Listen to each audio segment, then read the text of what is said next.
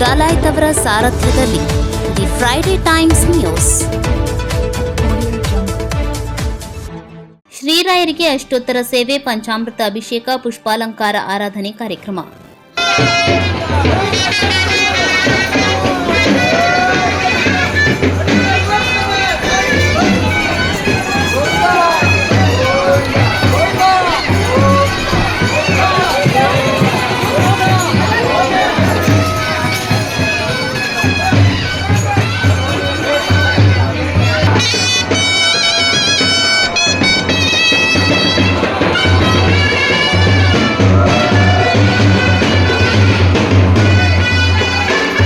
ಪಟ್ಟಣದಲ್ಲಿ ಇಂದು ಶ್ರೀ ರಾಘವೇಂದ್ರ ಸ್ವಾಮಿಗಳ 3 ದಿನಗಳ ಆರಾಧನೆ ಕಾರ್ಯಕ್ರಮ ಮುಕ್ತಾಯಗೊಂಡಿತು.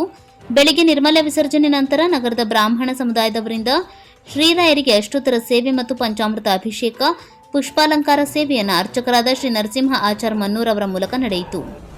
ನಗರದ ಬ್ರಾಹ್ಮಣ ಮಹಿಳಾ ಮಂಡಳದವರಿಂದ ಸಂಗೀತ ಸೇವೆ ನಡೆಸಿಕೊಟ್ಟರು. ಮಧ್ಯಾಹ್ನ ಪಾಲಿಕೆ ಉತ್ಸವ ಹಾಗೂ ರಥೋತ್ಸವ ಸಡಗರ ಮತ್ತು ಸಂಭ್ರಮದಿಂದ ನೆರವೇರಿತು. ಶ್ರೀಮಠದಲ್ಲಿ ಸೇರಿದ ಎಲ್ಲರಿಗೂ ತೀರ್ಥ ಪ್ರಸಾದ ವ್ಯವಸ್ಥೆ ಮಾಡಲಾಗಿತ್ತು.